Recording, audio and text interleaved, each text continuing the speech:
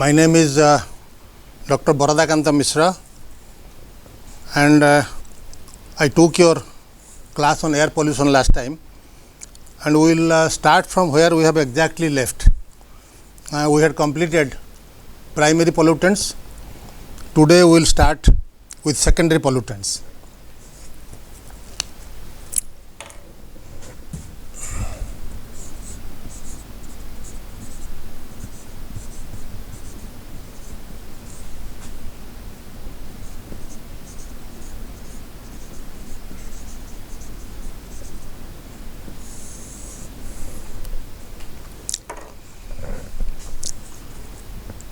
These secondary pollutants are produced by atmospheric reactions of the primary pollutants. Now, as you know, primary pollutants are produced either through natural sources or through anthropogenic sources. So, during lightning and storm and volcanic eruptions, there is some amount of production of primary pollutants, and through the human activities or anthropogenic activities, there are production of these primary pollutants like NOx and dioxide, sulfur dioxide or SOx, then carbon monoxide and other things which we have discussed last time. Now, all these pollutants are mostly removed by rain or fog. When there is rain, when there is fog, these primary pollutants, most of the that are present in the atmosphere, they are washed away or they are removed. But some portion of these primary pollutants remain absorbed by the atmospheric moisture or cloud. So, that remains in the cloud or atmospheric moisture, and they interact with the oxygen of the atmosphere and the solar radiation. Now, when exposed to this intense solar radiation and oxygen, most of these compounds, they are oxidized and they produce acids. So, what are the acids formed?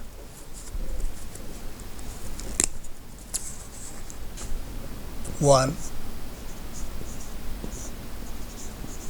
if the primary pollutant is carbon monoxide or carbon dioxide, then in presence of oxygen and moisture or water, it forms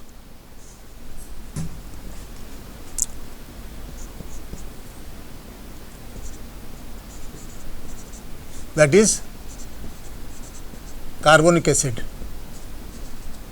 So, this is an acid.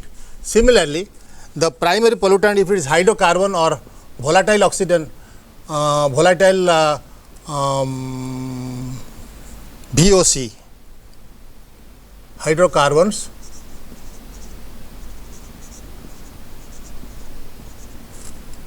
or volatile organic compounds in presence of oxygen, it also forms carboxylic acid.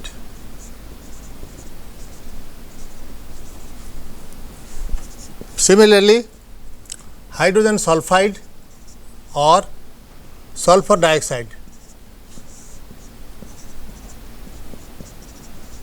it forms sulfuric acid.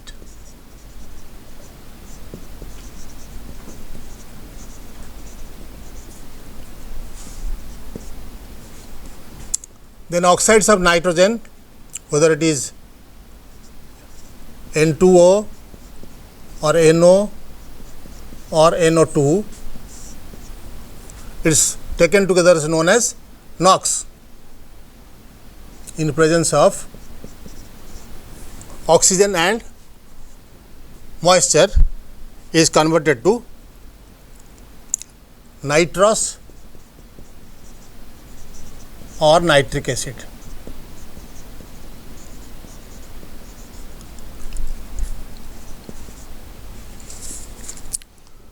Similarly, silicon tetrafluoride in presence of hydrogen fluoride forms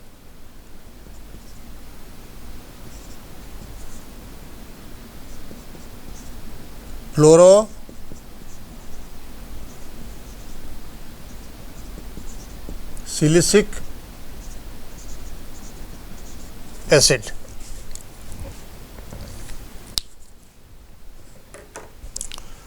Now, when they are present in the moisture for a long time in the presence of solar radiation and oxygen, they are converted to respective acids. These acids move through the clouds to different places. These acids move to different places through clouds, and when there is rain, they again come down washed by the rainwater to the surface of the earth. Now, once it reaches the earth, then it comes in contact with forest, it damages the forest, then fresh water is also destroyed, it becomes acidic. There is corrosion of infrastructures like steel structures, then the heritage buildings which are constructed of stones, they also get corroded. In this way, there are a lot of effects of this acid rain. So, acid rain has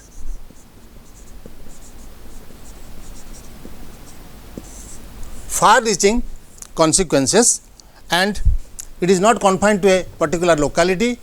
Even if the pollutants are produced in a particular place, but once it reaches the atmosphere and get absorbed and oxidized to become acids, it travels a long distance through the clouds and reaches a different place. So, impact of this acid rain is not limited to a local area, but it gets widely distributed to an area through the movement of clouds. Then second is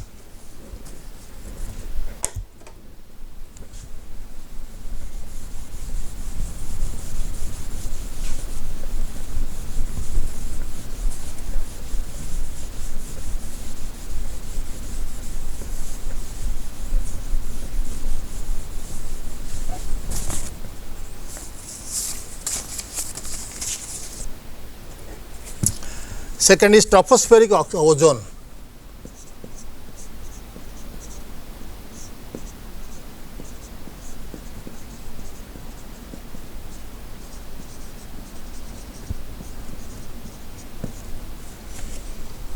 Now, you know that the atmosphere is divided into several distinct phases. The lowest one, which is nearer to the earth's surface, is known as troposphere.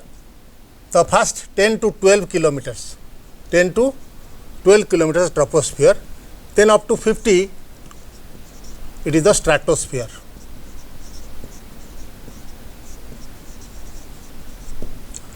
Now, ozone is a highly oxidizing substance, and almost 90% of the O3 or ozone gas remains present in the stratosphere like a layer. So, it remains like a layer in the stratosphere, and therefore, it protects the living beings from the adverse effect of ultraviolet light. So, in that way, ozone is extremely beneficial to the animals, plants and human beings. But almost 10% of the ozone which remains in the troposphere, now you must know that troposphere is the zone where all activities take place. Formation of clouds, change of weather, movement of cloud, then lightning and movement of these aeroplanes and on the surface of the earth, so many things. So, all activities are mostly confined to troposphere. So, the remaining 10% of the ozone gas, when it is present in the troposphere, it acts as a secondary pollutant. Now, how it is formed? Carbon monoxide when comes in contact with NOx, NOx means oxides of nitrogen, along with volatile organic compounds or VOC in presence of sunlight, it forms O3. So, this O3 or ozone definitely is formed when lot of automobiles are moving on the road. It produces the exhaust of automobiles, they produce oxides of nitrogen and carbon monoxide, and these volatile organic compounds, when they come together in presence of sunlight, it forms ozone. Now, it is a powerful oxidizing agent and it participates in the photochemical smog. We will discuss what is photochemical smog. We will discuss what is photochemical smog. Now,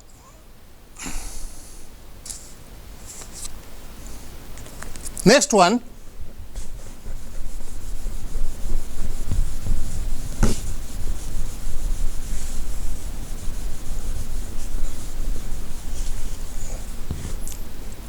is photochemical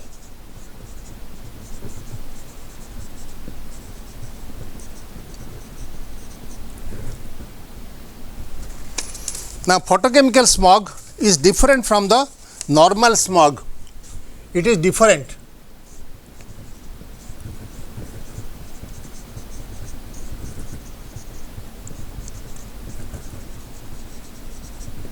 During winter, you must have marked that smoke along with dust particles or suspended particulate matter SPM that forms a smog. Kudi bhaliya jinsa gote he jaye sabade. That happens during winter mostly. But this photochemical smog is different from that. It mostly happens in urban areas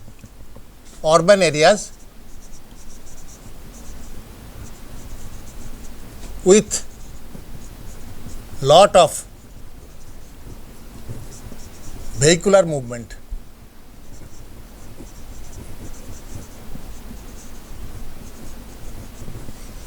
So, those urban areas which have a very high concentration of movement of automobiles, the exhaust of these automobiles produces lot of oxides of nitrogen or NOx. When it combines with VOC or hydrocarbon, volatile organic compounds or hydrocarbon, along with ozone in presence of air and sunlight. So, high temperature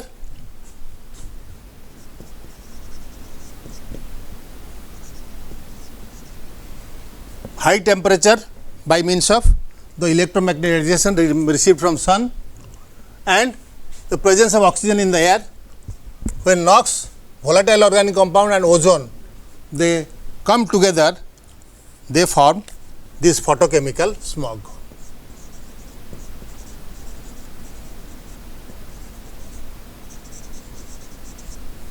Now, this photochemical smog is known as also a brown haze. Brown haze. Brown haze means it is color is brown and what a धुआंलिया हेके रहे. So, it is brown haze. Now, whereas the normal smog happens during winter, photochemical smog happens during summer. Because during summer, the sunlight is quite intense, temperature is high. Therefore, NOx, volatile organic compounds, and ozone, they come together to produce photochemical smog. Now, this photochemical smog contains traces of ozone and another compound known as peroxy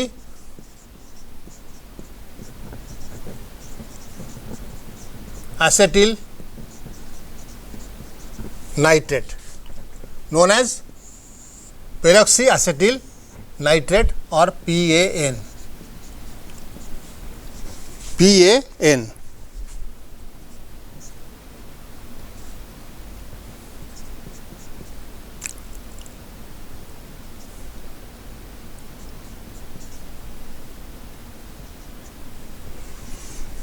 Now, this peroxyacetyl nitrate, how it is formed?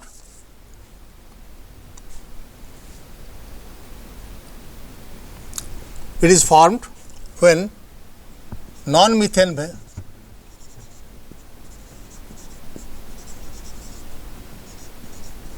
volatile organic compound, that is non-methane, comes in contact with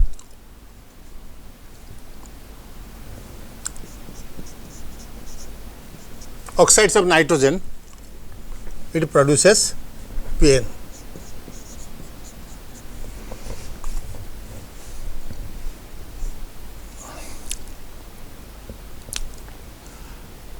It mostly is formed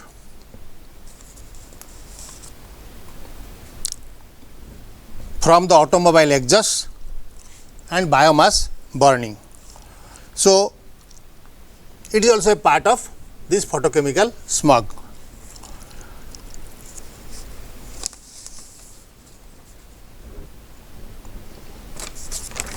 So, that is all about secondary pollutants, and this peroxyacetyl nitrate or PAN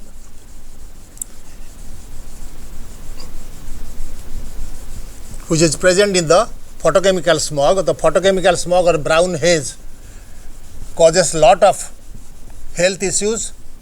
So, there is if a human being is exposed to photochemical smog for a long time, then he has breathing problems, and if he is exposed for a long period of time, बहुत दिन धरी expose है, then he develops asthma and all sorts of respiratory diseases. Then we discussed about primary pollutants, then secondary pollutants. Now let us come to control of pollution.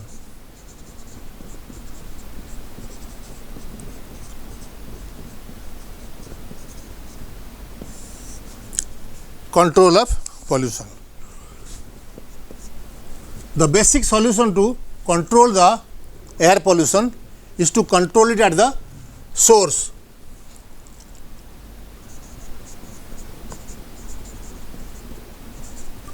जो जगह रे इटा बाहरुची, where it is formed, if we can control that through change in the process design,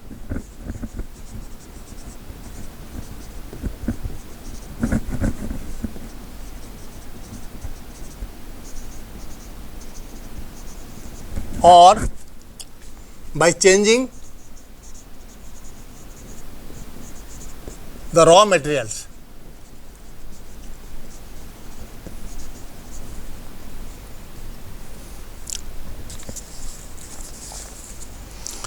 By changing the process design or changing raw materials, then prescribing tougher or stringent standards. Stringent standards means, supposing if the SPM standard is given 100 to a particular industry, then you can bring down to it 50. We ask the industry to use improved controlling devices so that the particulate matter or suspended particulate matter, the concentration of the suspended particulate matter that is released to the atmosphere comes down to 50 microgram per liter. So, that is the prescription of a tougher standard. Then we can change the raw material जो raw material use करा जाउची जो production industrial production रे if that raw material can be changed, then supposing how gote kon hochi na to change the process design. Supposing in a steel plant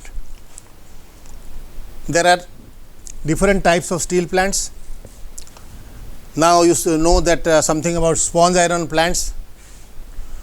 These sponge iron plants, they replace the larger blast furnaces. So if the process design can be changed or method of the production, industrial production is changed, and there is improved design in the machineries, then the pollution will come down. So to control the pollution at the source, it is necessary to change the design, change the raw materials, and prescribe tougher standards by the regulator. Then second is control devices.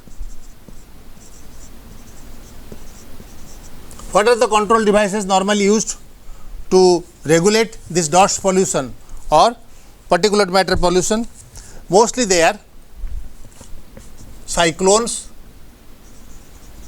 These are all devices.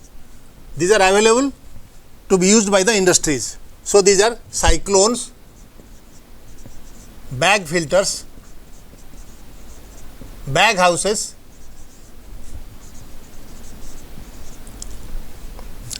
then venturi scrubbers,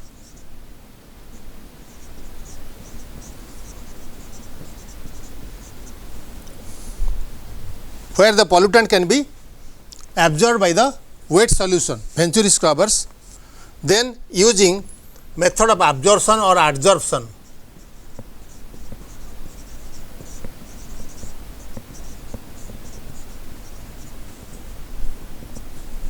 That means by using materials like activated carbon,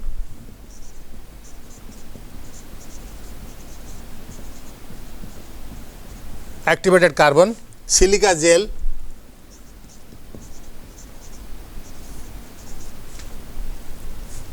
and sometimes also by flaring or incineration. What is incineration? Pollutant को high temperature रे जलाई देवा हला incineration. So you burn down the pollutant in very high temperatures like almost 800 centigrades or 1000 or 1200 centigrades. So you must have known that incinerators are now being used in large scale for burning or incinerating certain biochemical waste or biomedical waste which are generated from hospitals, etc. So this through flaring or by using incineration, you can also burn down the pollutant. Now what is a bag house? The bag house is nothing but a large volume bag which contains a lot of bags, or a house containing lot of bags. So these bags behave as barriers and they collect the purified gas and the dust remain inside the house. Now again there is removal of this dust to the silo by using what is called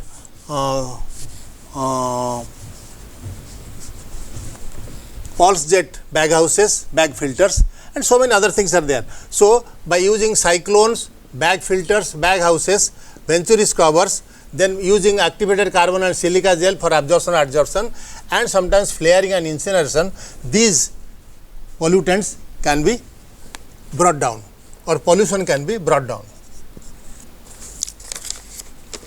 The other is using plantation. How plantation will help? If there is an industry somewhere and to separate the industry from the residential area, if we put a green belt, say some 50 meters or 100 meters of green belt around the entire industrial area, then that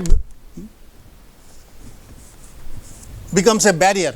That becomes a barrier for the pollutants. The pollutants get absorbed by the green plants and they protect the residential area from getting polluted. So, plantation is a must for any industrial area. So, nowadays heavy plantation as a barrier is being advised to all the industrial houses, so that they put lot of green plants around their industrial area. Then next is zoning. What is zoning? Zoning means if you have given a particular area, for example, the state of Odisha.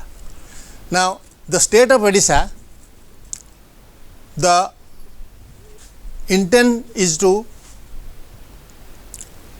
take certain parameters concerning the environment and recommend places where these industries can be located or whether these industries cannot be located. So, you take a map, give this project to some particular consultant and for a zoning of the entire state. Now, that consultant has the duty of going through all the environmental parameters that are concerned with the state and recommend the places where a particular type of industry can be located or the areas which can be protected from installing those industries. So, prohibiting industries and locating industries, these two types of recommendations can be done when we are going for a zoning of the entire area. So, zoning is very important, that is known as environmental planning. So, you go for environmental planning, go for a zoning atlas and select places where these industries can be located or select the places where it cannot be located. Then next is using high stacks or chimneys.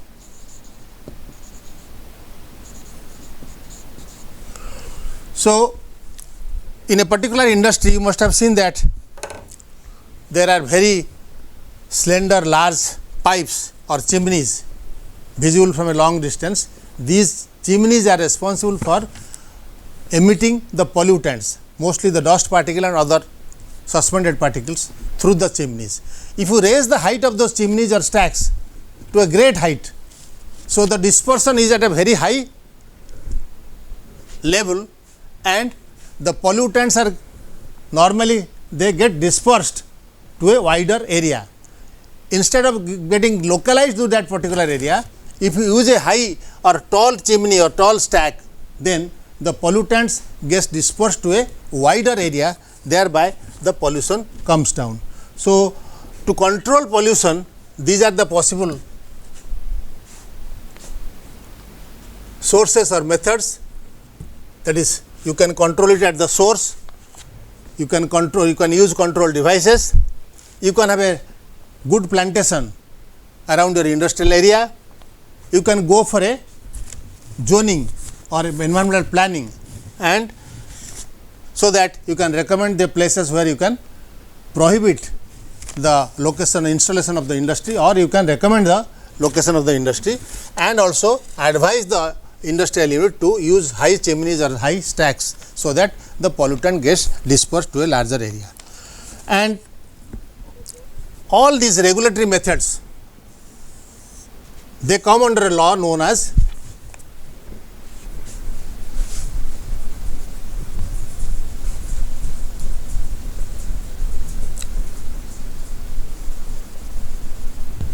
the law is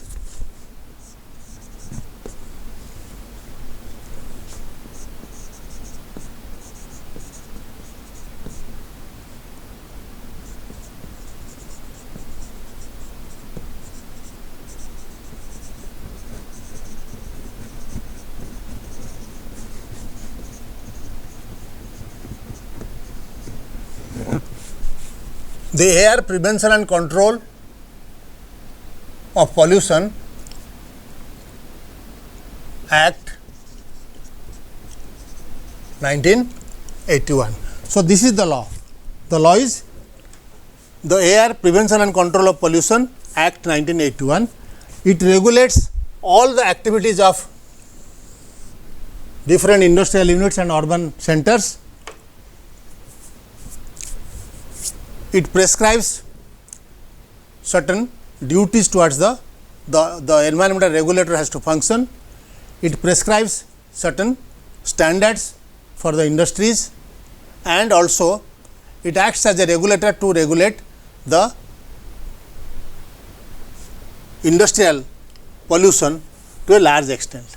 So, that is about air pollution. Now, before going to water pollution, I would like to finish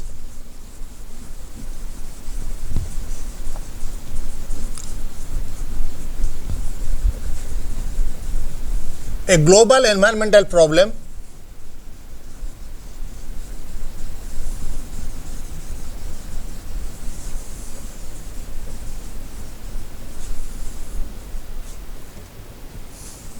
that is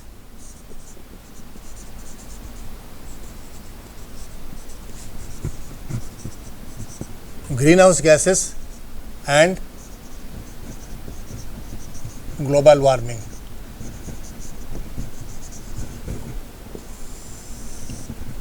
Now, this is a very important environmental issue which has received attention almost at the global level. Now, to understand what is greenhouse gas and global warming, you must first understand what is greenhouse. First understand what is greenhouse. Now, mostly in the cold countries where the ambient air temperature is very low,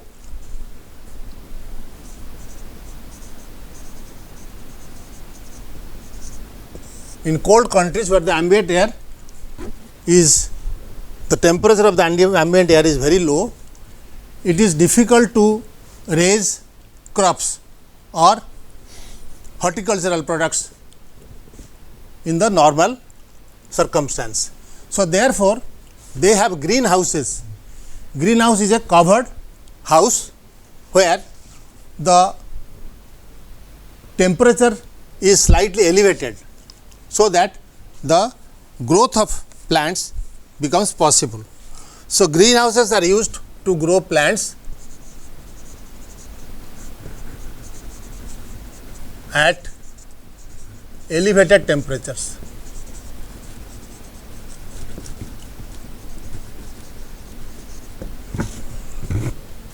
So, normally the plants grow at 30 to 33 degrees centigrade,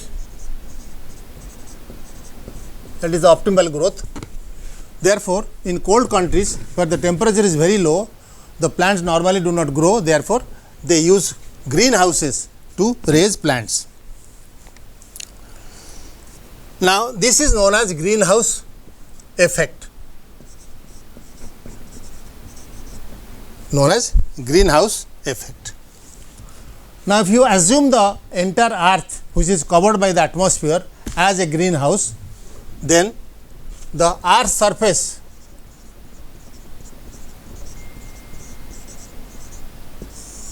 receives energy from the sun and the atmosphere. So, the earth surface receives energy from the sun as well as from the atmosphere. So, it can be understood that the earth surface receives energy from the solar radiation, but how the atmosphere contributes towards giving the energy to the earth surface. Now, when the solar radiation at the visible range, solar radiation at the visible range, it reaches the earth, the ultraviolet light is filtered by the ozone layer, and mostly the visible range light reaches the earth surface. Now, once it reaches the earth surface, this visible range light is penetrates through the layers of atmosphere and reaches the earth surface. Now, some amount of solar radiation gets absorbed, produce heat, and a part of it again goes back to the atmosphere. Part of it goes back to the atmosphere. Now, that goes back to the atmosphere because it has lost energy. Therefore, this radiation is if it is received in the form of visible rays, it goes back in the form of infrared. You know that shorter the wavelength, greater is the energy. So, shorter the wavelength, greater is the energy. So, infrared wavelength being larger than visible range, when the radiation goes back to the atmosphere, it loses some amount of energy and goes in the form of infrared. Now, this infrared radiation is absorbed by the atmosphere, and the impact of this absorption again comes back to the earth's surface, so that the earth's surface gets heated. So, this is the known as greenhouse effect. So, it comes to the surface from the sun, portion of it gets radiated back to the atmosphere. The atmosphere contains some gases, and these gases are capable of absorbing infrared radiation, and therefore, they again retain the energy in the atmosphere and give it back, a portion of it they give back to the earth's surface. Therefore, so that is a heating arrangement.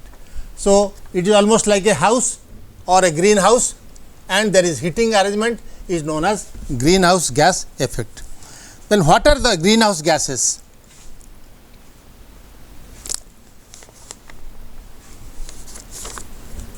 What are the greenhouse gases?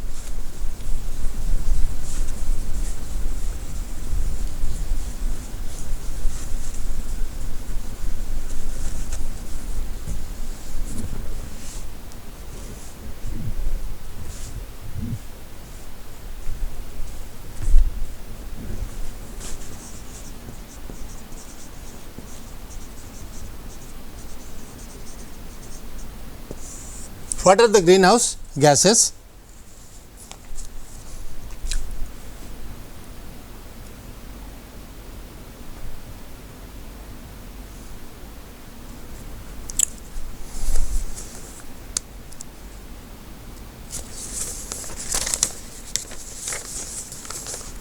The most prominent is carbon dioxide,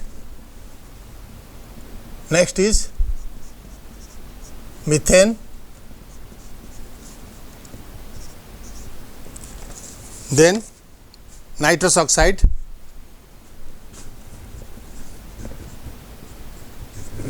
chlorofluorocarbon, then ozone, and also known as halogens. So, carbon dioxide, methane, nitrous oxide, chlorofluorocarbon, halogens, and tropospheric ozone.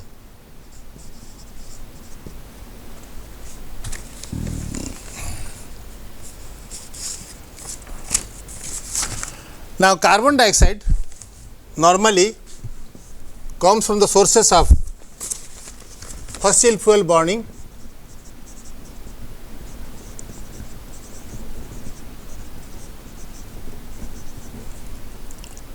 deforestation,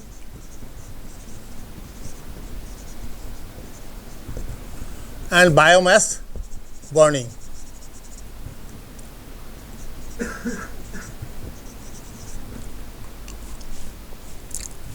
Fossil fuel burning means use of petroleum products, petrol, diesel, kerosene, aviation fuel, all these things. The burning of fossil fuels in different automobiles, in industries, in aviation, in railways. So, you use lot of this fossil fuel in different activities. So, this carbon dioxide is released from those sources. It is also when the forest is actually is a sink for absorbing carbon dioxide, because the plants what they do, they take carbon dioxide for their photosynthesis and release carbon oxygen to the atmosphere. When there is deforestation or forest cover is destroyed, then the photosynthetic sink that absorbs the carbon dioxide is not there, therefore, there is increased release of carbon dioxide. So, deforestation also is responsible for release of this greenhouse gas carbon dioxide. Similarly, biomass burning, katha jalile, so there is release of lot of carbon dioxide. Then methane is another important greenhouse gas which is produced during rice cultivation.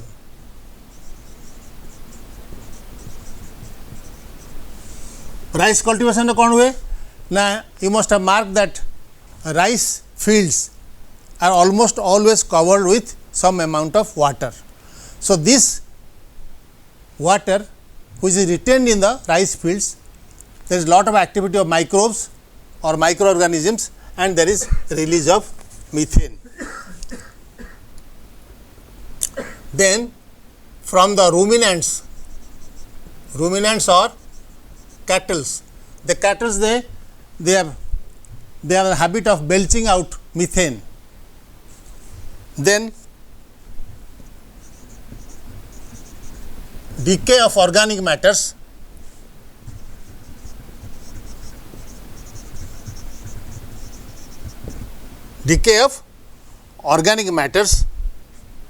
landfills,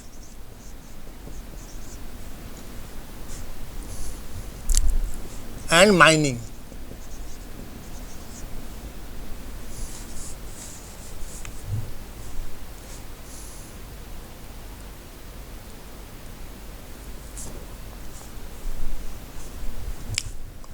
The residence time of carbon dioxide is almost 500 years. Residence time or RT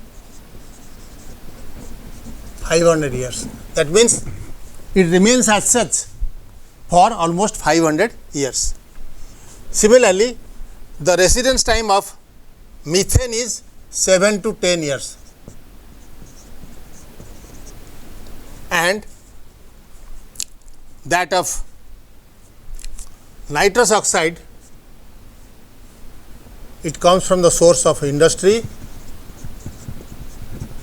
and fertilizers used in the agriculture purpose.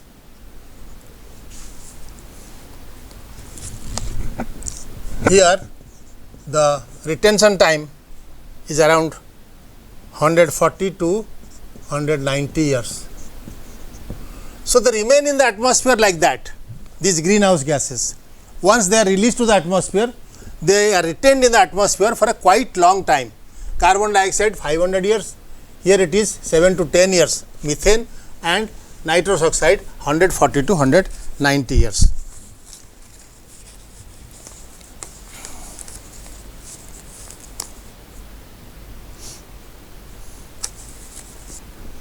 So, next is CFC. It is used in the refrigeration,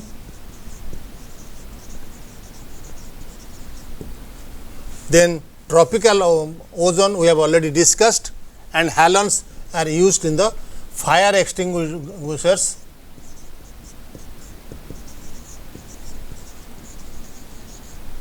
Etc.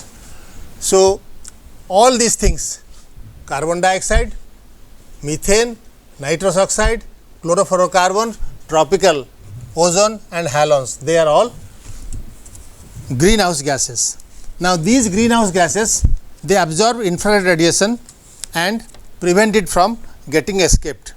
So, most of the energy captured is close to the earth's surface and this energy drives the climate and the weather. So, responsible for movement of clouds and the change of weather. Now, as the concentration of these greenhouse gases increases,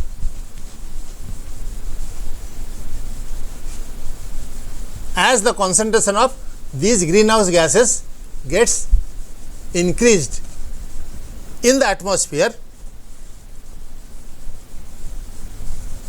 it has a warming effect on the Earth's surface and the ambient air.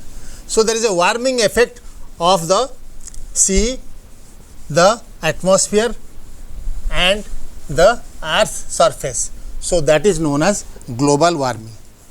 So, global warming is nothing but it is warming, increased warming of the Earth's atmosphere or Earth's surface by the absorption of infrared radiation of these greenhouse gases. Now, you can imagine what is the percentage of carbon dioxide present in the atmosphere. Nitrogen is almost 78%, oxygen is almost 21%, carbon dioxide is mostly 0.03 to 0.04%. That means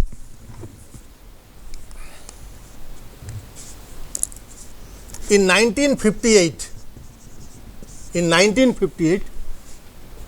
the carbon dioxide concentration was in the range of 315 parts per million. Imagine, in 1958, the carbon dioxide concentration of the atmosphere was in the range of 315 parts per million. In 1992, it became 355. It became 355. In 2010, it became 389 ppm, and as on today, it has almost reached 400 ppm. That means, during the last 50-60 years, the rate of increase of this carbon dioxide concentration in the atmosphere has enormously gone up. So, because of rapid increase in the carbon dioxide concentration as well as other greenhouse gas concentration in the atmosphere, there is global warming. Now, this is known as global warming, and this has happened because of industrial growth,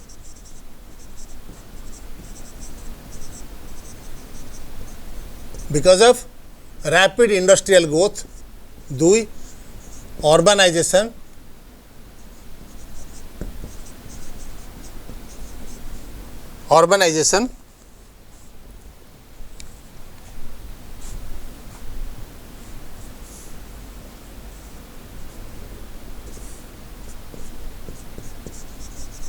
human lifestyle. Human lifestyle means, as people are used to more comforts like use of refrigerators, use of air conditioners, use of fans. So, these are all luxury items. So, once the lifestyle becomes luxurious, it contributes towards more formation of greenhouse gases, and that leads to global warming. So, the problem is intricate. While the developed countries have already contributed for the global warming or rise in the greenhouse gases because of their lifestyle, the developing countries are now fighting for it. They want their country to grow, they want development, but once they go for development, there is a lot of industrial activity, there is a lot of urbanization, and that contributes towards the increase in the greenhouse gases concentration in the atmosphere. So, the economic activity of the developing world is directly related with industrialization, urbanization, etc. Therefore, while they are contributing more, the developed countries have a greater responsibility because they have already contributed for the increase of these greenhouse gases to the atmosphere. Now,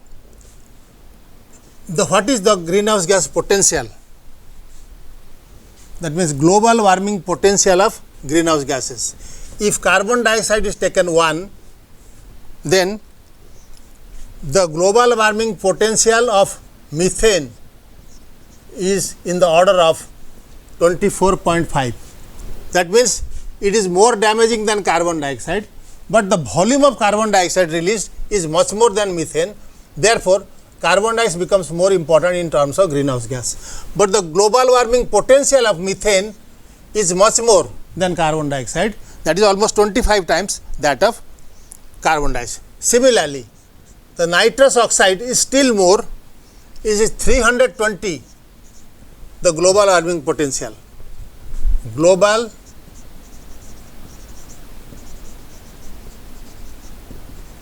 warming potential. If carbon dioxide is taken as 1, methane is 24.5 and nitrous oxide is 320. Now, when you come to global warming and climate change, it is also related to greenhouse gases and global warming and climate change.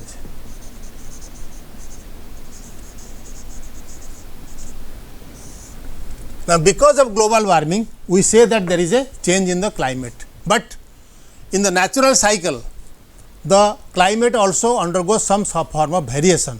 So, natural climate variation is different from global warming and climate change, because the climate change that happens due to global warming and increase in the greenhouse gases is mostly related to the human activity or anthropogenic activity, and whereas the natural cycle of warming and cooling is responsible for the climate variation. Now, to address this issue of global warming, the countries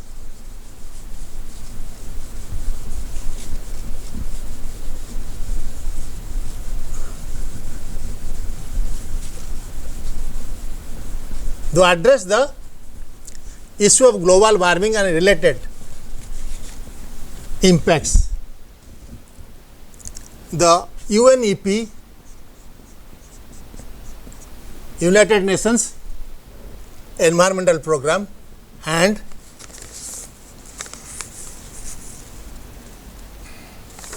World Meteorological Organization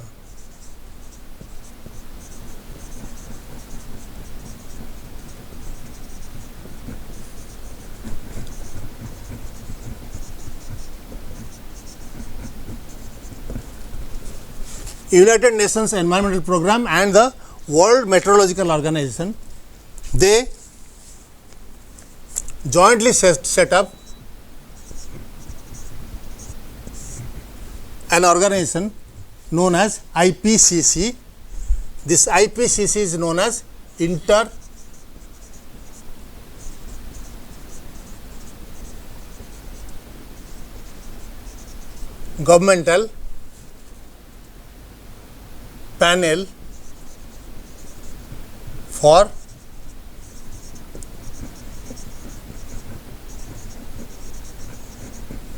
Intergovernmental Panel for Climate Change, or IPCC.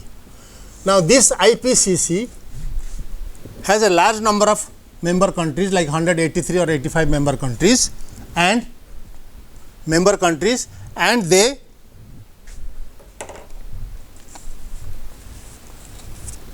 in the meantime they have produced 5 assessment reports.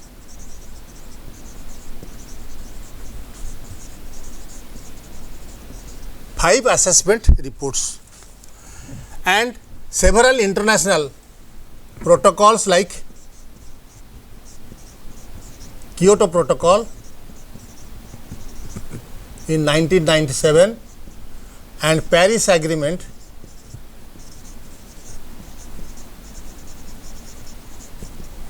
in 2017. Now, these international protocols or agreements were signed to make member countries responsible for bringing down the release of greenhouse gases, and they were given a target of maintaining the level of release of greenhouse gases to a lower level, so that there is less of warming of the earth. Now, we will then come to what are the predictions. The IPCC predictions are global mean surface temperature will increase.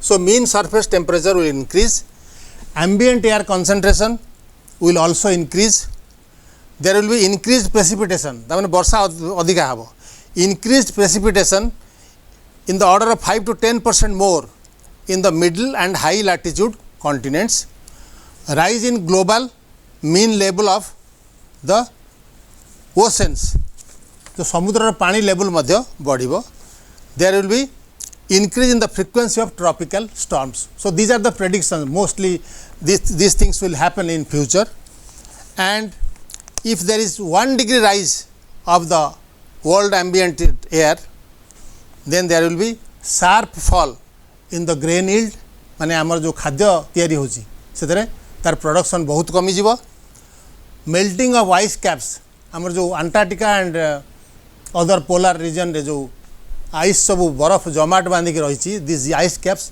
Will melt, so that will contribute to rise of the level of oceans, and there will be short winters and long dry summers. So, these things may happen in different parts of the world. In India, what will happen? Mean atmospheric temperature may go by 1 to 4 degree centigrade. There will be decreased solar radiation by 1%. There will be erratic monsoon and withdrawal of winter rains, and frequent tropical disturbances in the coastal areas. So, that is all about climate change, global warming and greenhouse gases.